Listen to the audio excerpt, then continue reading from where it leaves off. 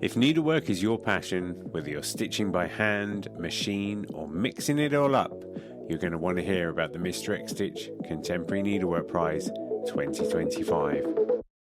This prize celebrates the best in modern stitch, and it's open to creatives from all around the world, whether you're a student or an emerging artist or a seasoned professional.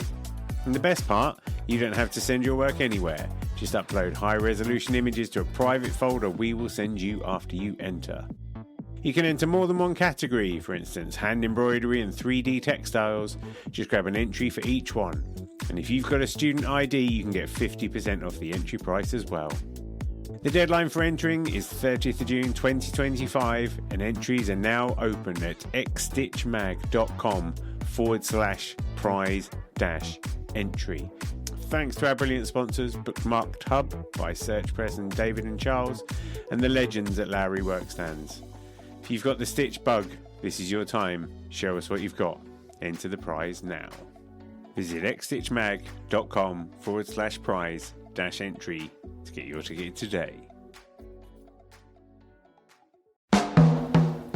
Welcome back to NeedleXChange, celebrating the vibrant voices of embroidery and textile art. In this second part of my NeedleXChange, I'm with Irish stitcher Owen Kelly, and we dive into his dynamic present-day projects, from his ambitious quilt series, where he needs to know how to stop, to Seamus O'Commoncy, a hand-stitched travelling puppet that's connecting stitches around the world. Seamus is awesome. I'm hoping I can get him on NeedleXChange at some point, but he is quite tricky. Apparently he's an excellent guest if you can get him. Owen discusses the philosophy behind his improvisational flow stitching, the communal spirit of embroidery, and why embracing maximalism is his artistic superpower.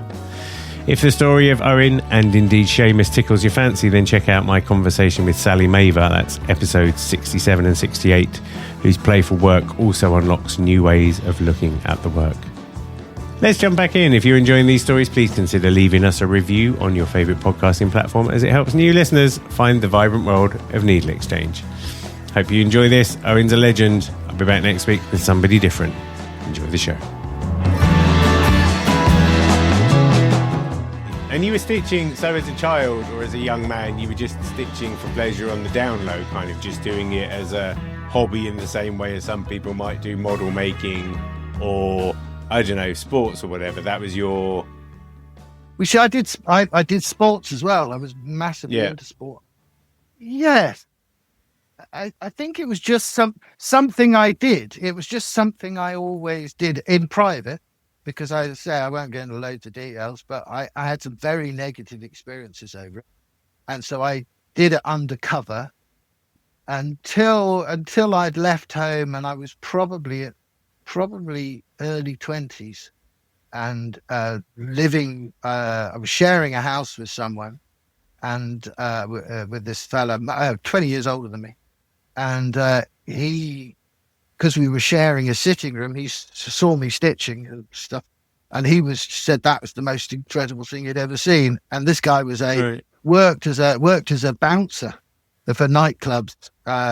He'd been in the army, boat builder. I don't know. Can you use the words? I would have described him in that era, that time, as a straight. He was like an absolute straight guy. Right. And I wasn't a straight. I was kind of like weird. I'm not talking about sexuality. It's not a sexual straight. thing. Yeah. No. He was just a straight. Right. He was a straight. A working stiff, that kind of guy. Not massively well educated or experienced in life. He was a bouncer. He'd worked as sort of became my absolute best mate. But he was one of those people that go, and when you haven't paid your car for your car, and you go, a repo man. He used to go and get stuff. Big boy then. No, and ugly as hell. And I say, I would have been 20, he would have been in his 40s. And but a man's man, like I'm a man's man. And he saw my stuff, and he just said, "That's fucking amazing." So he kind of encouraged me to come out of my stitching closet, my self-imposed stitching. And then people started, like those bakers, people started saying, "Wow, would you do this and would you do that?" And I remember doing a jacket for a woman that She taught me how to read, birth charts. These astronomy, astrological, whatever. I was interested in it because I'm still have a lot of interest in Greek history, Greek and Roman history, and a lot of the myths tied up with Venus and with Neptune, with the gods and all that kind of thing. So I thought it'd be interesting to learn how to draw a birth chart, and she was into that. So she taught me how to create these birth charts, and I use that imagery now.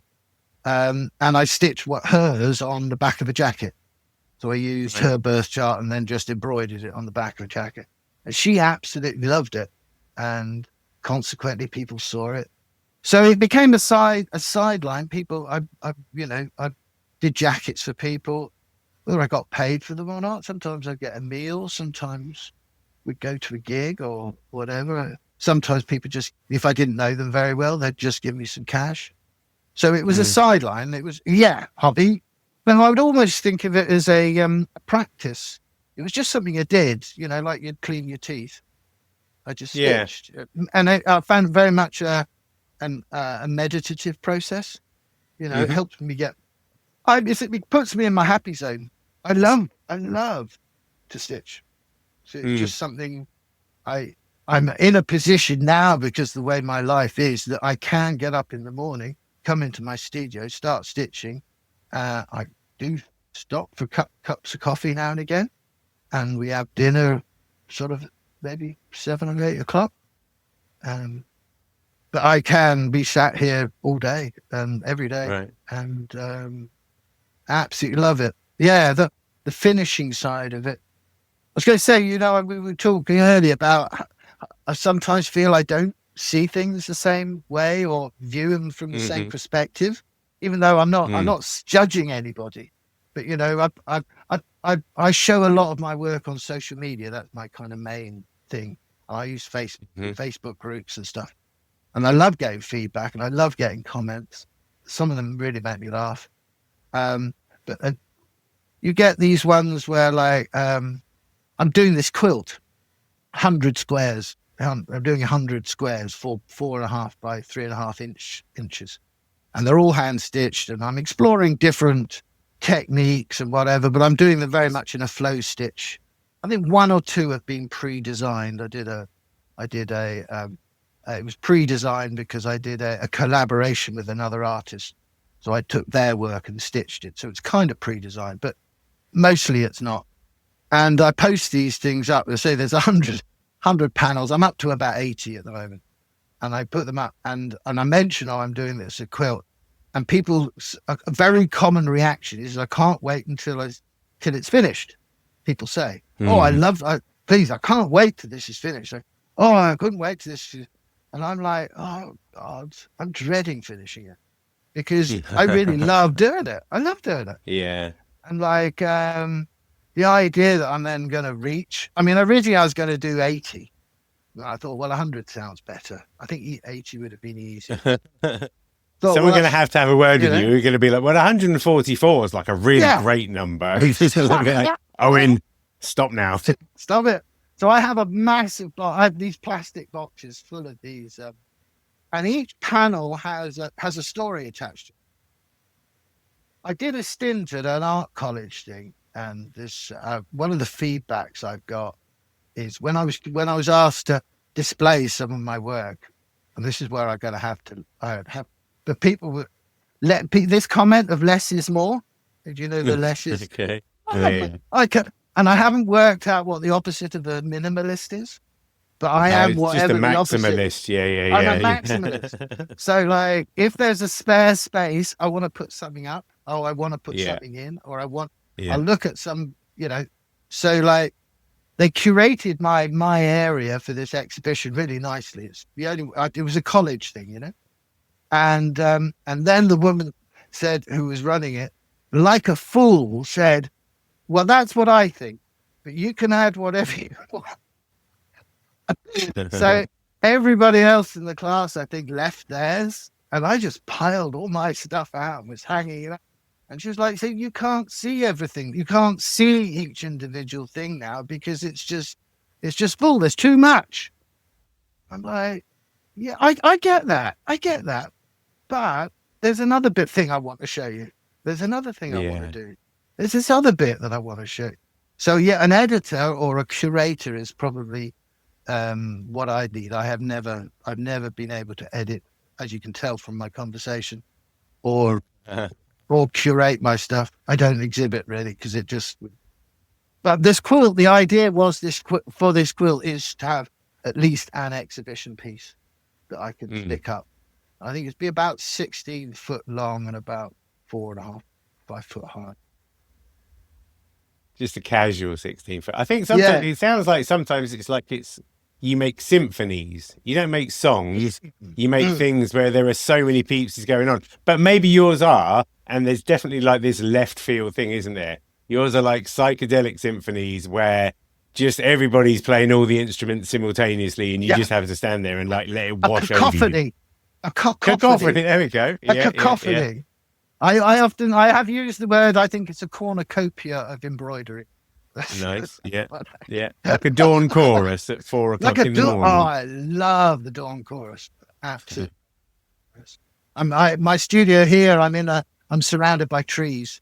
So in the morning, I open the door of the studio, and I can just hear. This time of year is just superb. The bird song is amazing. There's an app. Have you? Go on. Which one have you got? Is it something like bird whatever? But you record the bird, and you can find out what type of bird it is. Yeah. We use one called Merlin. And I listen out in the morning. I'm like, I listen to that bird song, and then I look, and it's like 3 robins really just going at it because they are the chorus or something. Well, I heard something recently, and I don't know it's true. My eldest brother is a bird nut. He works for the RSPCB and all that. He's big into. But I just like looking at them. I have a bird feeder just outside, and another one stuck on the window. But I heard recently that great tits mimic other birds' alarm calls. So they will go near a bird feeder, say an alarm, say there's a couple of greenfinches or a chaffinch, it'll do an alarm call for a chaffinch. The chaffinches all fly off and it piles in and goes for the bird. If so, that's amazing. I love nature. Well, so there's this bird near us that makes a noise. It just kind of goes ee, ee, ee, ee, ee. And it keeps doing that all the time. It's driving my wife mad. And her brother uses a different app, and somebody else has gone, it's a great tip. But my wife's not having any of it. She refuses to believe that it's a great, even though several people have got, I think that's a great tip. But that might be what you're just saying there. They are. Great tits are incredibly loud. I had one the other day. Literally, I opened the door, and I was looking around. I was thinking, my God, it must be because it was so loud. And it was it was like an alarm call. It's such a little bird. Yeah. Yeah, same with wrens as well, isn't it? No, I will reel the birds back, but I mean, wrens make a lot of noise. Yeah, but I think they're beautiful singers. Which is one of the maddest ones is we have chuffs here. Do you know chuffs? They're like a crow, but they have red legs and they're insectivores. They have a curved beak. They're pretty rare, and we get the local parks people come down and they ring them and stuff. They keep an eye on them and things. Right. They sit on the roof of my shed out the back. And so when I take the dog, I studiously take the dog out for just a stretch. And whenever we get there, there'll always be one or two on the roof, and it's and they shake their they're like, and so they're very unattractive noise, but I love. And then in the evening, they're incredible aerobats, whatever the air equivalent is, and they go on, they're flying around, dive bombing each other. Fascinating birds to watch. Yeah. When you see them, are you chuffed to bits? Yeah, I don't apologise for that joke at all. You got one of them little drum sounds. Yeah, right. Yeah. I think there's a website. Oh God, what's it called? I'm sure there used to be a website called like sadtrombone.com, and when you went there was a button. When you pressed it, it just went. My son is is a sound guy. You know, he's a sound guy. But no, that's what he does. He followed me sort of. Well, he didn't follow me separately into music. That's the production and sound effects, and he's got into the world. He loves the world of doing soundscapes. Have you ever come across soundscapes? I've not come across them until he but like he'll do these tapes and it's as though you're walking through a spaceship. He did one for me, like walking through a forest, and you can crunch and birds singing, and I absolutely love all those little sound effects. So sometimes when he comes down here with he's got a fluffy directional mic, and he's building up a library. I think it's going to be for like an academic, for a university sound library, so people can who are in drama groups or doing audio visual or whatever like that can access all these different sounds. But he was recording the chuffs for that. I think for that purpose. So because they're not that common. We get ravens going across the top as well. These cawing of ravens when they fly over. I love that. Sound's very important. Tell me about the Great Poobah. The Grand Poobah, the Great Poobah. Officially, you see, I got asked by I came across I'm in all these stitching groups, and I came across this woman, Anne Bowden, she's from America, well, it's California-ish kind of area, I think. And she set up this Facebook group, World Peace, One World, One Stitch at a Time. It's one of these projects asking people to contribute. So I thought that was great. And she wanted some leaves, and she wanted peace stitched in different languages. So I sent her one in Irish, and I just got involved. I like that kind of bringing people together. And I know there are lots of different projects. It just stood out for me. She seemed such a lovely go-getting lady, and she asked me at one stage, because when the project is complete, she would like it to tour around, and she said, I'm in Ireland, would I help out, sort of thing. And I was like, I don't know a lot about that side of things, but I'd certainly contribute. And she said, oh, would you be, because I'm very active social media wise, would you be an ambassador? And I thought, oh, an ambassador. Well, that sounds rather good. I like that. And I was thinking like little pyramids of Ferrero Rocher and all this stuff. And so I said, yeah, sure, I'd do it. And then she wrote me this lovely email confirming me as a stitching buddy. And I went, hold on, stitching buddy? Stitching buddy is a whole different concept to ambassador. Ambassador, I was thinking of a sash and maybe a tricorn hat and even a sword, But stitching buddy, that sounds more like faded jeans and flip-flops. You'd be lucky to get a Fry's Turkish Delight out of a stitching buddy, wouldn't you? Yeah. So I said to her, look, yeah, I'll do, but no, you promised me a different title. And I do these posts, and I may have talked about it in one of my posts, saying I was disappointed that I'd gone from ambassador to stitching buddy, and lots of people piled in with some different comments. And I think Anne, I did have a word with Anne that, look, this is just for fun. I wasn't actually offended. Right. I was just teasing, and she got into the conversation, into the thread or whatever it is, and said, well, how terribly sorry she was, and and how about we settled with Poobah, a grand Poobah. And I thought, wait, she may not have said grand Poobah or great Poobah, but I heard great Poobah or grand Poobah, and so I'm now the grand Poobah. Now consequently, quite a lot of my work, I get involved in I have different personalities, different facets of the same diamond, of the same gem. Yes. So I kind of threw myself into the Grand Poobah, and I stitched myself a cowl with peace written on it. And I had a hat. I made a hat for it. And I made the love glove. I was going to say about the glove, right? Oh, the love glove. So I made the love glove. And at the same time, it's just different elements. At the same time, there was quite a heated conversation about AI technology and stuff coming into craft. And it was just coming into craft at the time. And somebody had posted this AI abomination in one of my hand stitching groups. And I pointed out that it was an AI, and people were saying, what's AI, and blah, blah.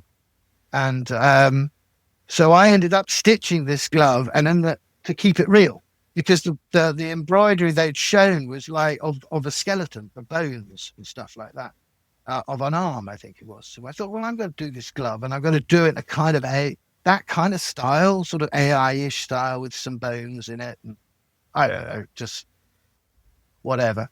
And on the middle finger, the bird finger, I stitched real.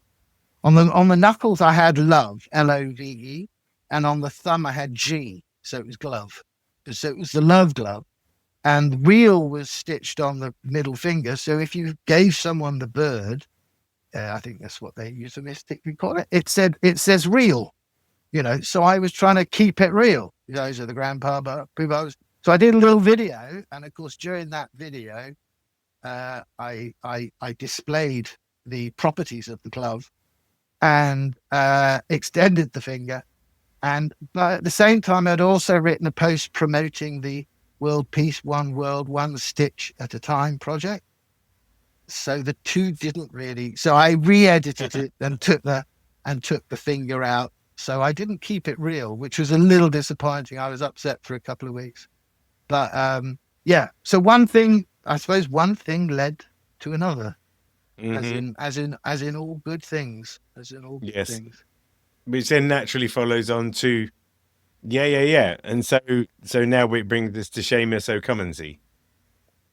Well, Seamus is a wee man, so I think he is about 8 inches tall. And he is hand stitched in West Cork. He is a West Cork man, and he has a red hat, and he has rainbow embroidered trousers and this amazing 70s shirt and a little blue waistcoat. And he came about because I woke up one morning and I said, "Oh, I've got this amazing idea."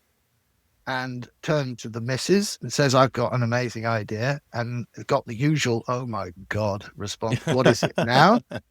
And I explained the concept. So the concept at the time was, I've developed this disability. So my movement is massively restricted. I love traveling, or used to love traveling all over the world. And I got lots of invites from people saying, would I come and see this? They're doing this. Would I come and see that? Within music, within embroidery, within, I've got an exhibition, or would you like to come and stay? Or just very hospitable people. And I was having to say in the last couple of years, this was just about pre-pandemic, I'm sorry, I can't, because I can't travel. And it was a little frustrating. So I thought what I might do is, if I stitch this doll, he doesn't like doll, puppet. If I stitch this puppet and send him in my stead, and then people could take photographs of him and send the photographs to me, and I could see the world through Seamus's eyes. And I was kind of going to do this on my Facebook page, and I did it for a little while, couple of visits, and realized that actually this is taking up a whole huge space of my Facebook, losing continuity. So he now has his own Facebook page. So I keep everything over with Seamus. Make sure we put that in the show notes. Oh, please do. Yeah, well, I mean, it's a small thing. It's for fun. I don't expect, it's not like roll up. This is a commercial blah blah project. It's not. It's just a bit of a laugh. And I think I've got about 750 followers who come along for the ride. And what does he play? Is it a mandolin, or is it a shillelagh, or he's got a little. He didn't take that. That was when he was busking in Bantry, and he picked up those couple of girls. Yeah, that was a whole saga. Yeah, and Lolita came out of that actually. His girlfriend's been doing some modeling. I've got. She's just here, and she set up her own band. Actually, she's doing some great stuff. But yeah. So the concept is what he's done is he goes and visits people. They take photographs. I put up the photographs. Seamus kind of says what's going on, which is instructed, I presume, by the people that are hosting him. So he's almost a bit like, I described it one time and felt that was a good description of like one of those tribal sticks, talking sticks, the talking sticks where you pass it to someone. So he's passed on to someone and they can have a conversation. So recently he was in Portugal and he went to stay with Elias, can't remember her surname, but she does Relvas, Elias Relvas, and she makes these voodoo dolls, these they're like little voodoo dolls, and puts things like anxiety, and they're like fridge magnets, and you could stick pins in them. And I got one with patriarchy I got from a daughter. There's some with Trump on that really wind people up, but get some great comments. But he went to stay with her and meet the dolls and get a little course of acupuncture while he was there. But she showed him around Lisbon, and brilliant. I think I'd been to Lisbon, but I hadn't seen half that stuff, And she took him to art galleries. He ended up having his photo taken and meeting. Can't remember her name, but she was the Portuguese entry for the Eurovision Song Contest last year. Well, she just met her in a pub doing a video. He went axe throwing. When he was in New Zealand, he did bungee jumping.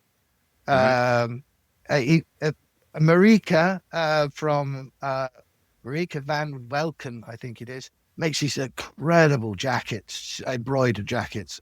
I'll send you her name because they're just fabulous jackets she does. I think she's pretty well known. But he went to Holland and she was away doing an exhibition, but she arranged for him to have a little tour of all these different fabric artists in Holland. And then he ended up going to the European quilting exhibition, and he took and so I say she took him round. What she's doing is she takes him round, takes photographs of him, but with all the different quilts and meeting different. And so if other people want him to come and visit them, like they can just DM him. There's a page on. I pinned it to the top of his Facebook page. I don't know whether anyone. When I first did it, lots of people. It's divided into Europe, Northern America, Australia. And people, they put their name up or they DM him and just say, "All right, we'd be interested."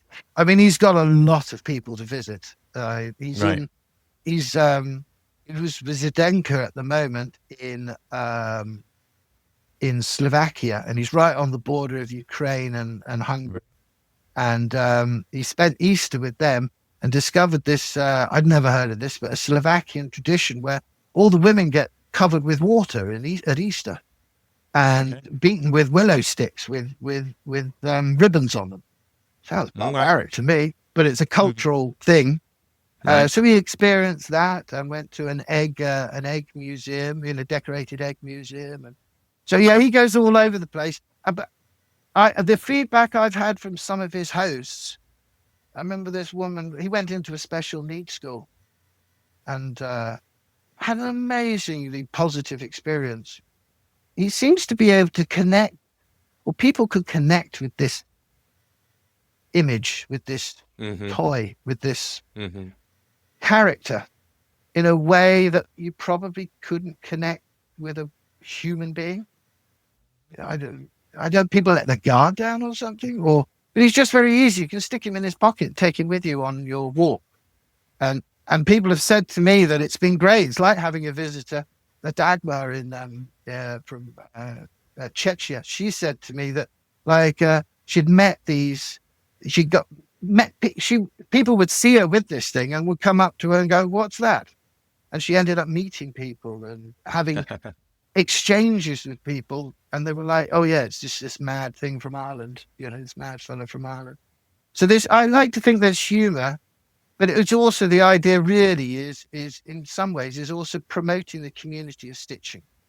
So there's always an opportunity. What I like is if you visit somebody who's creative in any way. He went and visited musicians. He's visited anybody, as a cook, a chef, somebody who is creative, and they get to show their creativity through Seamus to a bunch of people who are interested in seeing different cultures and from different kind of nothing. It's nothing major, but a little bit of an antidote to normal social media. Something it's just for a bit of fun. Yeah, I mean, someone could throw some politics in there if they want, and then next week he's going to be in Australia. Next week he's going to be somewhere else. It's a lovely way of reinforcing, like you say, the global community of needleworkers. And it was making me think of when I chatted with Sally Maver about the vignettes that she makes. And because a lot of her characters are dolls, they have this inherent innocence that people respond well to. They don't get very cynical about it. And so it sort of brings out that like joy to be found in the same way as, I guess, if you like children and you see a 4-year-old, you kind of want to show them the nice world, don't you? You kind of want to show them the best of it. Yes, I think that's a very astute observation. I think it does people. There is an innocence, and it allows you to be a little childlike. I mean, that was wonderful. This woman in I think it was in Waterford or Wexford, and she sent me a photograph of her, and she had dressed as Seamus as well. I don't know if it was even intentional, but she had a red hat on. She looked like she was dressed up with Seamus, And she again said she took him. I think she took him to this bookshop, and the next thing is I get a whole series of photographs of the owner of the bookshop with talking to Seamus and showing him the latest books in the red shop. Some things and other people like some, and it's weird. Everybody seems to respond differently. So, I thought initially I'd get at least. I asked for a minimum of a photo a day, and with maybe just a few words to tell me where it is or context, and then Seamus will make up stories. He can do. Or if they want to write the story, they can write the story.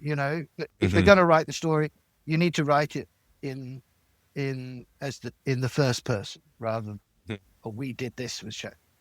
But I've had people making videos with him. I've had people. He was part of a puppet show. In somewhere in Southbourne, I think and he was on a podcast. He's been on the radio. He went on. Do you know Stitchery Stories, Susan Weeks? Yeah. And he went to her place and was an assistant. 3-hour episode with her. And, no, he was just assisting her with the editing and stuff. but she showed me all this yarn bombing around Hornsea that she is at. Right. But like he went to see the red dress. The red dress. Yeah, he went to see The Longest Yarn, that one with all the crochet of the Second World War. So he's got to places that I'm not able to get to. And and I miss that. I mean, I love being here, and in my little bubble and stuff. But I live literally in the middle. Well, no, I live on the you've got to go through nowhere to get to me. So I'm on the furthest edge. So I don't interact with people a lot. So consequently, I talk too much when people do talk. But I socialize through predominantly my Facebook, but also through my Instagram and my Blue Sky, and I get to meet. It's a virtual meet. Here, look, you and me talking away on a soggy Friday afternoon. Here. So yeah. Let's go and dive into the other questions. I feel like that's a good turning point. I do love the fact that Seamus is living the life that we all wish we could live. He's doing well. I love that he's on a podcast. That's so funny. He's literally. I think his next stop is in Australia with Jake Arnett, and who is Stitch Man. Right. Oh, but who makes little dolls himself. So I'm really excited about seeing. Is he a good house guest, or does he tend to does he like keep you up late at night telling stories? I've been told he snores, and he has got soaked on more than one occasion. He finds he might have a little bit of a drinking problem because he's very absorbent. So he had ended up in a few people's pints. I know Paddy's Day, not this year, last year, Paddy's Day, I got a photograph of him lying on his back, knocking back a pint of Guinness. So he can be mischievous, but it's all in generally in meant to be in good humor. Like in his face, a twinkle in his eye. Yeah, definitely a twinkle in his eye. Yeah. Right. Okay. So we've already talked about the significance of Pink Floyd in your life. I feel like the question of do you have a favorite band is unanswerable, but we'll give it a whirl. Tell me about your music. Yeah, well, music is a massive part, or has been, still is a massive part of my life. I worked in the music industry off and on for maybe 20 years on the A&R side of things, on the scouting side of things. So a lot of my friends are musicians and stuff. So music was a major. So it's like periods, like favorite albums, favorite whatever. You know what my favorite was when I was 15 it's still one of my favorites because it'll never leave me. So what's my favorite now is. But I was thinking about it because I knew you were going to ask this, and I think it's a really interesting question. So I settled on an album. Yeah. Okay. I wanted some honorable mentions, which was quite kind of difficult, and they're more about. I'm very interested in this, in everything. I like a social connection, so I am attracted. Knowing musicians, I often am attracted to their music because there's a person. When a singer sits down in your front room and sings you a song, there is a connection. Their newest song, maybe they haven't played it to anyone before, and they want you to hear it. I feel that is incredibly honored. I feel incredibly honored, and it is a real human contact of being there, being in the moment. So I might hear something on the radio or whatever and go, oh, I like that.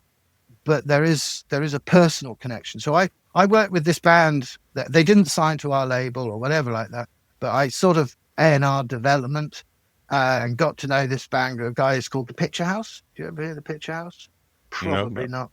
No. In Ireland, they would have been pretty well known back in the 1990s.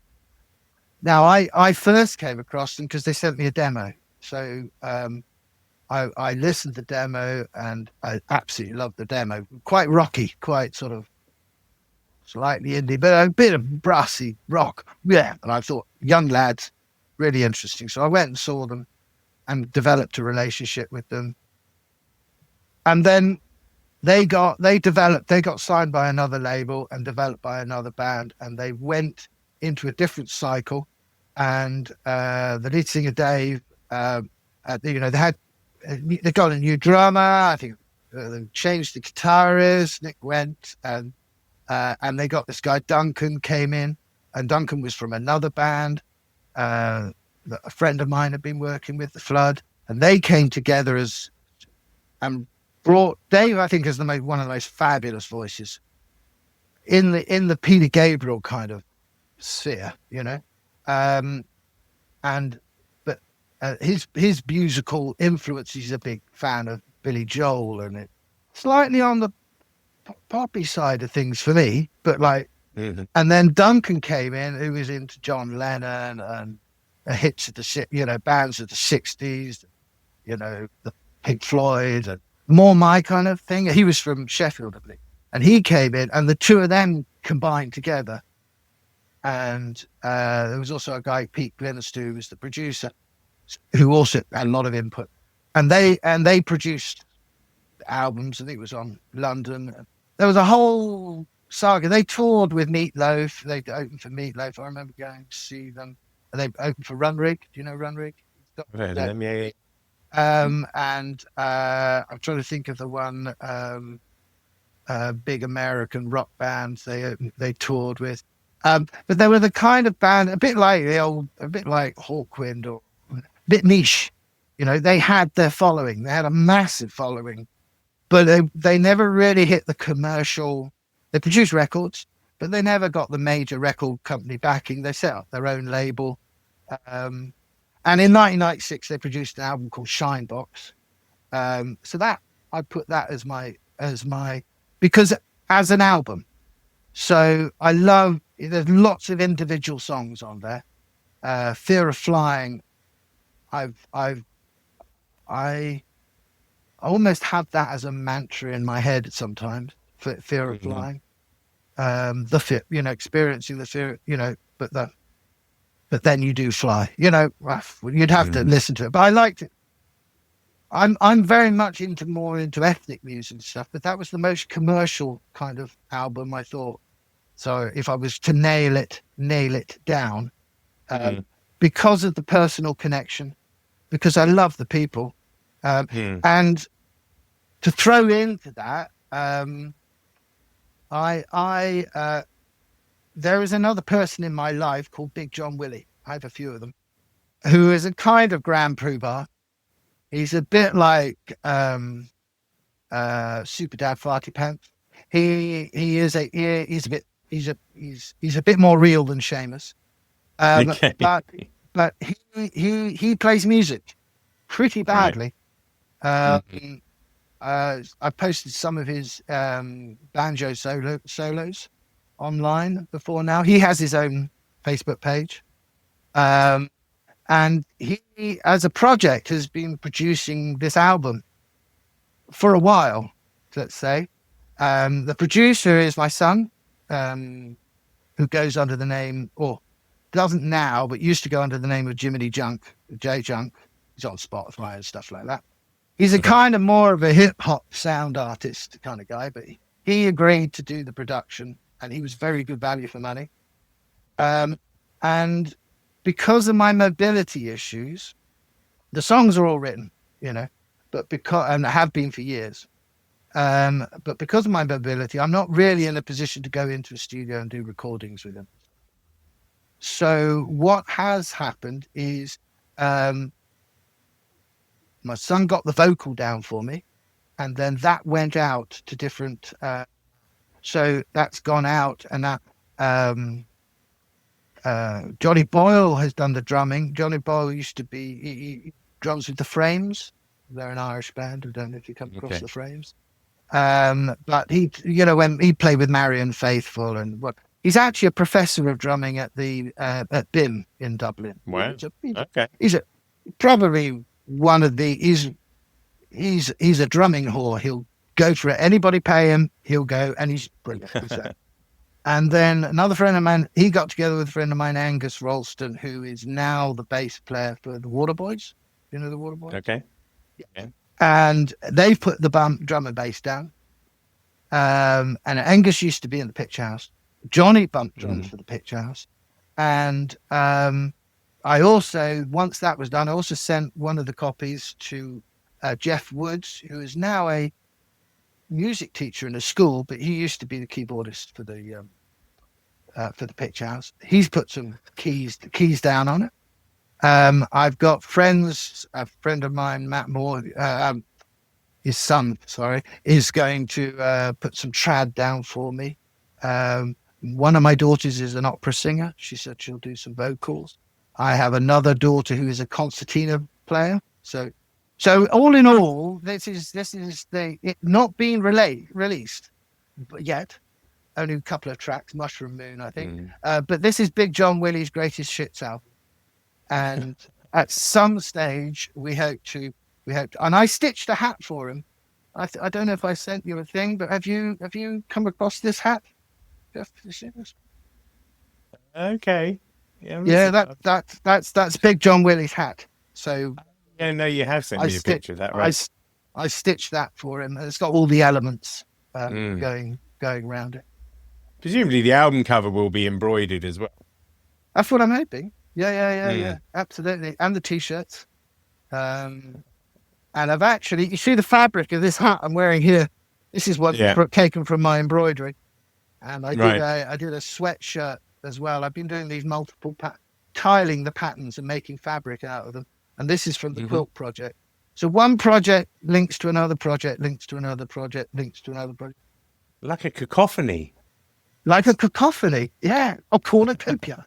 I wanted to shout out a girl called Ellen O'Mara. She's an Irish singer I came across, an Irish folk singer. Again, not anywhere. You'd find her on, I think you'd find her on Spotify. You'd find her on SoundCloud, Bandcamp, that kind of thing. But I absolutely adore her voice. I don't go and see concerts anymore. Before, I used to see 4 or 5 concerts a week. I went to a gig in Lep, Connolly's of Lep, maybe 2 or 3 months ago, because I'd heard this. Someone had sent me this, and I think she's got the voice of an angel. I absolutely adore her lyrics. It's almost like being over dramatic, maybe, but she's like a Bob Dylan of her day. I just think she says that she thinks her work is she's worried that it's depressing because it deals with political issues, not being able to find places to live, of eating disorders, but I love listening to it. I don't hear any of that. I hear hope. I hear lyricism. I hear poetry, and dealing with such difficult issues in such a beautiful way. So I'm a big fan of her. And as I say, she's nowhere. She's not.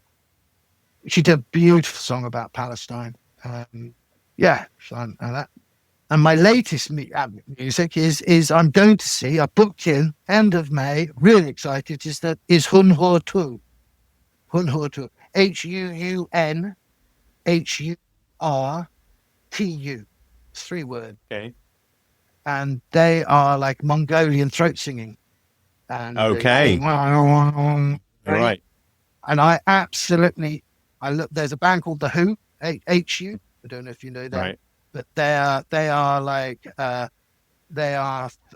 Mongolian throat singing, that kind of area. It might not be specifically Mongolia. I think it is with The Who. But they combine that with like heavy rock, and it's just like I find it mind blowing. I love that Oriental string sound mixed with rock, mixed with the vibration of those voices, like Tibetan chanting or whatever. But you would hope that The Who and The Who would get together at some point. That feels you nice. would. That's why I'm always. I don't know. I've never. Is it The Who or The Who? I don't know. I'm not. But it's HU. That's the heavy rock version of it. I love all that ethnic stuff. When you're A&Ring, is it like people send you demos and you listen out and, I don't know, like magic when you hear it? Is that kind of how it works? Just listen and listen and listen to songs, and then every now and again, like say when I've judged a Needlework prize, you can look at a lot of things, but magic when you see it. Yeah, it's really difficult because it's very much tuning in. What it used to be, you see, now I've got friends who are now telling me that A&R is a completely different world. It's all done now online. It's all done through apps that track views. So there's no record companies are not going to be interested unless you're getting like 100,000 downloads. It's not. There's no development. It's a completely different world. So so back in my day, I was more of an A&R scout. So so a job's worth body really. So I had contacts in the UK, and I worked for a while with like a sub-label, Compulsion, that was on Chrysalis before they were sold and stuff. So the boss of that, Chris Briggs, would say, would you go? He just wanted me to check out what was going on in Ireland. At that time, there was a lot going on. There'd been, you had the U2s and this kind of thing. And so he wanted to keep abreast of what was going on. So I would listen, get people to send me demos. I'd listen to hundreds of demos, so he didn't have to listen. And I'd pick out the ones I thought he would like. So I'd pick, and not too many, because he was a busy man. So like, he had a particular, he was the guy that signed and developed Deacon Blue. So he had a kind of a feel in that, whatever. He liked the Picture House, but we got outbid by London. So, but then I would go and see a band like, he would have hated the Cranberries. So I'd go and see the Cranberries, and then my trigger, I go, well, Chris is not going to like this, but I know somebody who would. So I then say to Chris, do you mind if I send this on to somebody else? He'd be like, no. So my first line of duty was to the company, but then if they passed, I was pretty much free to tout to anybody else. So I would know people who were more into. I mean, we had again, these are bands you probably Songs of Ping. Dancing at the disco, bumper to bumper. There, where's me jump? Well, they were a kind of an indie stroke punk band sort of thing. Yeah. But like, I actually ended up unofficially putting together, bringing certain parties together, and they ended up signing to Rhythm King but Rhythm King were a kind of like a dance label. Right. But Rhythm wanted to branch out. They wanted something that was credible, that was fun, that had commercial saleability. So I like the Songs of Ping. I didn't necessarily think that Rhythm King would be a good fit, but they were sniffing about and they showed interest well before. But I just said, well, just supported both parties. So like when the band said to me, who the hell are these people? I mean, oh no, they're all right. They're all right. I know it's an odd way of doing it, blah, blah, blah. But they had a couple of good hits and I thought they were a great band, and they weren't really, I'm not sure because I'm not involved in management, or I don't know whether they would have got signed by EMI or Sonic. They were more of an indie band, and they were working and living out of Cork rather than London, Right. So yeah, no, I would have thousands of stories about interactions with music and different bands, and a huge privilege because there was really no other A&R men. I just fell into it over here because I've been involved in music in the UK, moved to Ireland to tune in, turn on, drop out, and then I just started getting phone calls. Would you go see this? Would you go see that? Would you do me a favor? And I thought, well, I might as well go and see a few bands and get paid to do it at the same time. So, but there wasn't really anyone else. When I launch my second podcast, Record Player NeedleXChange, that's when we can go down that route. Go down that route. Yeah. Do you have a favourite book?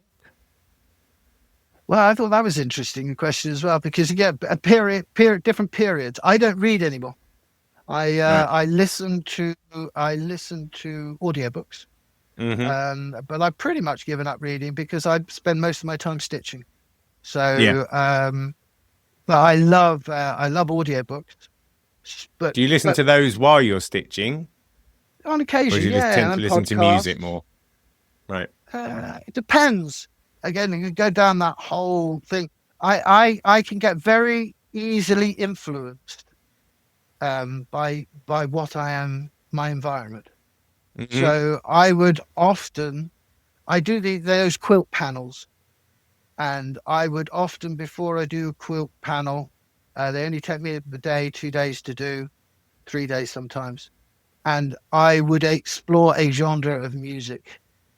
So I would put on, I did one the other day, as an artist called Mike Love, who is not the Beach Boys guy. Mike Love, he is a white Rastafarian from Hawaii, and absolutely adore. He does a lot of loop pedal stuff, Permanent Holiday.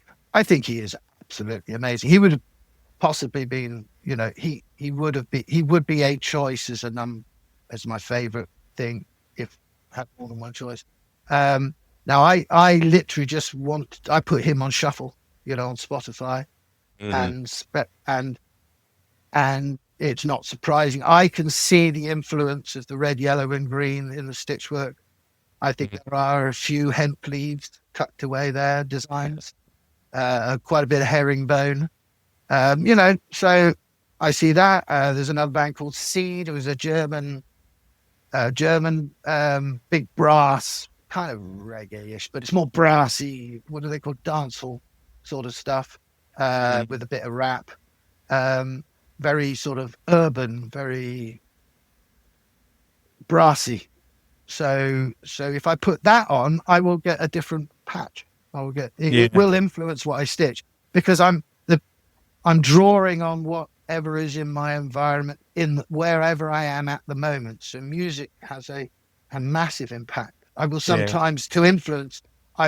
If you see some of my patches, and there's a Chinese influence. There's very strong possibility I was listening to some Chinese music at the time. I did a South American influence one, and I was listening to all this amazing Bolivian guitar music while I was doing it. Puts me in the mood, puts me in the zone. But sometimes I'll on a bigger piece, like a jacket or something, I won't, because I'll be at it for 4 weeks. So I listen to podcasts and a lot of history, a lot of culture. So then, do you have a favorite book? Yeah, book. Well, yes, in the sense of the Book of Kells. You know the Book of Kells? No, go on. The Book of Kells. It's a medieval illuminated manuscript that's housed in Trinity College in Dublin. I think it's sort of 13th century, that kind of thing. The illuminated texts, and absolutely mostly scriptures. I think it's in Latin, but all the designs of the illuminated scripts, the little animals, the trilliums, the different designs, Celtic knotwork, a lot of Celtic knotwork designs and stuff like that. So it is for me a visual feast. I have I like a whatever they call those copies, a facsimile. So visually and individually, there is only one Book of Kells. Do you know what I mean? It's handmade, it's handwritten, big, it's heavy, bound in leather, and beautifully illustrated. So favorite book, that particular book. Now I presume the question was more about a book as in a published storybook. I mean, it doesn't have to be. That's an easy win, that. Yeah. One of my favorite books is the Mabinogion. The story. Half of the things you've mentioned that then I have to write down phonetically. Now, go on. Mabinogion. The Mabinogion. Okay. Which is it's like the Book of Talislin. He's a bard. He's like a druidic bard and a soothsayer and storyteller. So a lot of the Welsh mythologies and of stories of the gods. Like over here we have the Dadan and the stories of the Fae and the people before, people like Breed and the gods and the goddesses and that kind of. I love that ancient age. Yeah, I love that. It's our ancestral culture. So it's like I go to somewhere. I love being, would be a real hippie, but feeling the energy at the stones. There's a bridged tomb here, and of course you've got Newgrange up the country and the Hill of Tara, places. And I feel a connection, an ancestral connection. That's kind of like why I like all the traditional folk, like even from Persia or from North Africa. Or I know people talk about cultural appropriation, and maybe I'm doing that, but I think we're all one culture. We're all one humanity. We're at a position where we jazz came out of two traditions. I like the morphing and the changing, and we are evolving. I think it's important to acknowledge individual cultures, but I think we can also draw on them to the benefit of our artistic and our creative endeavors. Yeah. Not to get too deep. No. Love that. Do you have a favourite film? I feel like you probably haven't got any time. Spend too much time stitching. Yeah. Yeah, I'm really a big film watcher these days. I used to watch films, certainly when I was younger. Or also, author-wise, I wanted to mention Terry Pratchett, who said about books. Shit. I adore Terry Pratchett and that Neil Gaiman, Good Omens. Love that sort of stuff. And his brain was amazing. Got to meet him once. Okay. Phil, Seamus has met him 5 times. unfortunately, Yeah. he was long gone before Seamus left. Shame, yeah. The most significant, if I rather than mention, the most significant film for me was probably the Blues. Okay. You know, Love the Dan Blues Aykroyd- Brothers. yeah. I think that to me, I've had so many amazing experiences of that. I remember once going to see a midnight showing of it in a cinema in Bournemouth after the nightclubs had closed or something.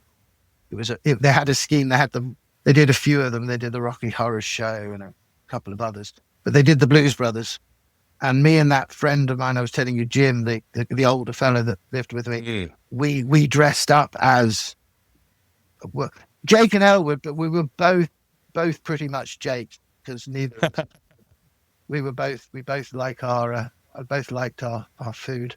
We had the glasses and the black hats, and that we had a little dance routine we did. So I loved that, and I loved the music. And it's a film I've been able to watch over and over again because I love all the music. I wouldn't normally watch films more than once, so I think that, and before that was to be probably the most cinematic impression I ever had was going to see Grease when I was a teenager when it first came out. And I think that was the first and only time I've ever gone to see a film on subsequent days. I think I went and saw it 3 times on one day, then the next day, then and I knew all the lyrics. Really made a massive impact. Possibly because I'd spent most of my life at boarding school. Films were not, I would not be a big filmy person. I'm not really modern films. I wrote down a few others I really loved. High Society. High Society. Woody Allen? No, Fred Astaire. Okay, Sinatra, sorry, right. Who wants to be a millionaire? And all that one. Musical. Grace Kelly, I think, was in that. So I loved that. All the Bud Abbott and Lou Costello movies. Bob Hope and Bing Crosby. Loved all those. But they're ones that have kind of stuck with me, but they are old movies. I loved all that. Didn't you have on Saturday? Was it Saturday matinee or whatever? When I was a kid, the TV either on Sunday afternoon just after lunch, or there was a black and white movie on my TV on one day, and I love dancing and music. So I think anything with Fred Astaire was a genius. Yeah. I feel like it's weird. I feel like I've missed the trick. For some reason, I've always been a bit black and white movie averse for no particular reason other than maybe they just felt outdated. But, when you think about all the bells and whistles people have got from making films now, the black and white films knocked the ball out of the park because it was about acting. Yeah. That's pretty much all they had to rely on, wasn't it? Yeah. There's a lot. I need to again revisit them. I love the music. I say I've always loved dancing, and I think Fred Astaire was just moved. Like, I just loved watching the way he moved, and probably Bob Hope and Big Crosby. Maybe not the charismatic though. But when Bing Bob, I loved his voice, loved that, and Bob Hope just made me laugh. He's just such a funny guy. Now, I'm a bit nervous asking this next question, but it is a question I always ask. So is there a fact about Owen Kelly that not a lot of people know? Brace yourselves, everybody. Well, it depends on what world we're talking about, because within my stitching world, I don't know whether people know that I was an international table tennis coach. Well, so that's interesting. Just for a second there, because back in the conversation earlier, you said about table tennis, and I wrote it down. So yeah, let's do table tennis. Right. Well, the table tennis was a massive part of my life. I still am, even though I can't physically coach now. I'm a level 3 coach. I'd be like an international coach. I was head coach for the Irish team at for the World Special Olympic Games. My son was number 1 in Ireland. One of my daughters was number 1 under 21 in Ireland. Yeah, I'm up to my gills. I was chairperson of the West Cork Table Tennis Association that I founded in 1987. So did you get into that when you were a young person then? My father was, I say, he became a teacher, and when he was young, he got involved in table tennis, and he knew people like, again, this is a world I wouldn't expect, but he knew people like Johnny Leach and people who were Victor Barner, people back in the 50s who would be big names in table tennis, but probably not outside of table tennis. And when he became a teacher, he was encouraged to have, at that time, teachers were encouraged to have another string to their bow, like an after school thing. So he went back to doing table tennis, and he kind of got me involved, and I would have been maybe about 6 or 7 years old. And so I traveled all over the country playing in table tennis tournaments, played for the English schools at one stage. I was asked whether I was going to try out for Wales or for England. I had the opportunity for both. Ended up with going with England, so I only played once or twice. At that time, if I played for Wales, I'd probably have had a longer career as a junior. So yeah, no, I played at a significant level as a junior table tennis player, but more to the point was my coaching. I think that was where I wrote the Irish syllabus, educational syllabus, level 1s and level 2s. Up to my gills running. At one stage I added up that I had coached over 5,000 kids in West Cork. I set up a club in the village. We had 12 tables at one stage, and we even had a former Chinese Olympic coach come over. So yeah, and for a tiny little village like where I live, that was quite. I think it's quite impressive. Yeah. Is it? I mean, do you know you're good at table tennis when you're like standing 2 feet away from the table and still playing? That seems to be what makes the difference anytime I watch it online, is just they're nowhere near the table. I have nothing. Yeah, you don't need to be. I mean, one of the advantages of stepping back from the table is that you get more time. So I think it was worked out. If table tennis table like 9 foot long, 9 foot space between you, and you're hitting the ball near on just under 100 miles an hour, you've got like 0.06 of a second to react, which is quicker than blinking. You just blink, so it was quicker than that. So as an advantage to stepping back is that you have a little bit more time. I think most of your responses are instinctive. They're automative. So you train and train and train and train and train and train and train, and then you reproduce at the event.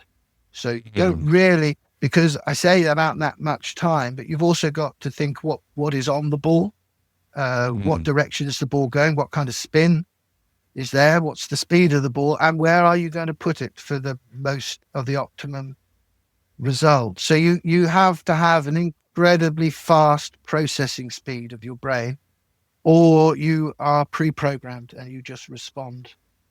But if you respond the same way as every time, then your opponent's going to work out very quickly, tactically, how to beat you. So stepping back gives you a little bit more time, but it opens up the angle of the table. Right. Yeah, it sounds to me like you know how the game is going to start, and you know how the game is going to finish. But how you get there's a bit like an improvised film, or a bit like the way you do your stitching a lot of the time. There's some weird similarities. Possibly is. I mean, training wise, you would train like third ball attack.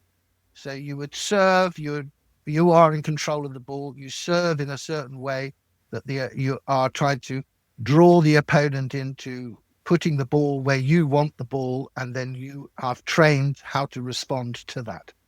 So you serve, the ball comes back, and you attack.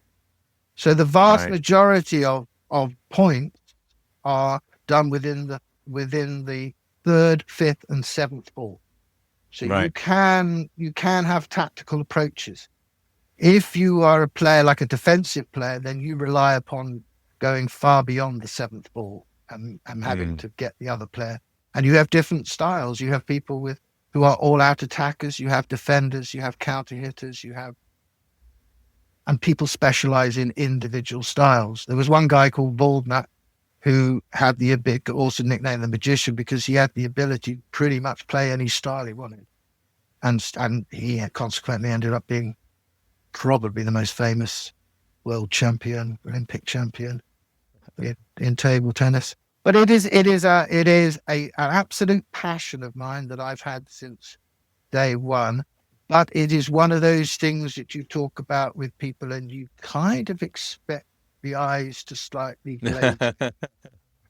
If someone wants to get good at it, should they do that thing where you get a table, fold it up and play against yourself? Is that a good way to? Do you have to put in the reps? If you're desperate. No, a good training is more important than lots of training. The hardest thing to do is to break habits. So that's why it's so important, really, from a coaching point of view, is to get someone when they're young. If you are looking at elite level, if you're looking at just participation or recreational level, that's a different sport. I had a different approach to elite coaching, to participatory coaching. So the vast majority of kids that I coached were interested in participating. They wanted just a fun experience from the sport and would never go, probably only ever pick up a bat once or twice at a holiday resort after they'd left school.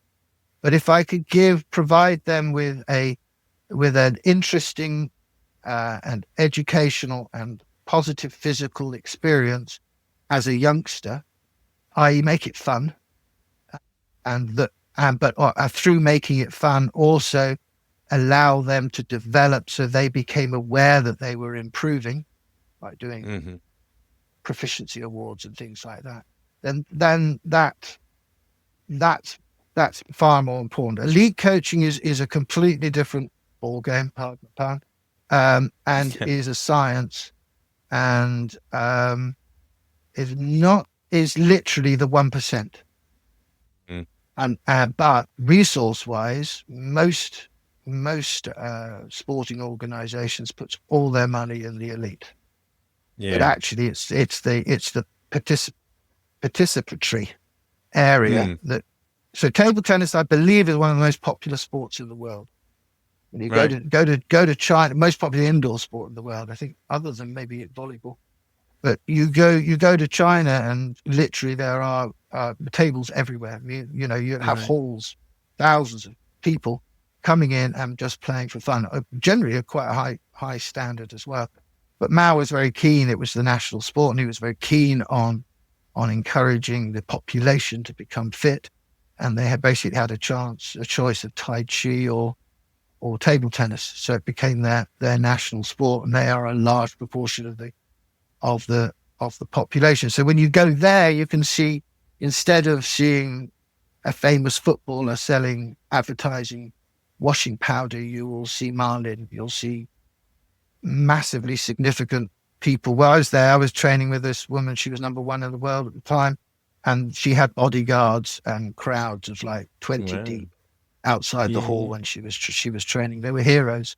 So we have a different perspective on. And she would stand 8 feet from the edge of the table. I mean, those things, I always think that going back, when you're doing showcases, when you're trying to show off, yes, you go back and you lob and you can get some absolutely wonderful visual entertainment, Yeah. but it's not really something that happens. If you can, I watched the last Olympic final. I thought it was absolutely brilliant. There were probably, in the half an hour it took, 40 minutes it took, there were probably, I think there were 3 absolute moments of magic, you know, but like you possibly would get that in a sport match as well. Yeah. That was amazing. That was amazing. Owen, thanks for having a needle exchange with me. My pleasure, Jamie. Hopefully I didn't waffle on too long.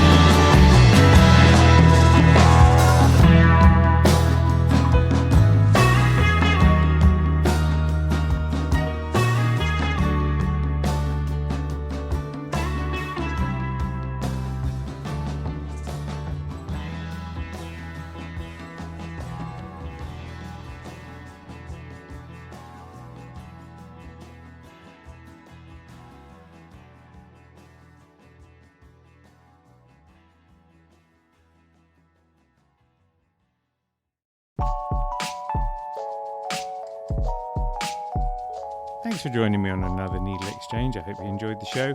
I'd love to hear from you, so feel free to email hello@needle.exchange, that's NEEDL.exchange, with any thoughts, comments or feedback. And if you want to keep up with all the news, sign up to the Needle Exchange mailing list at bit.ly/needle exchange. See you next time.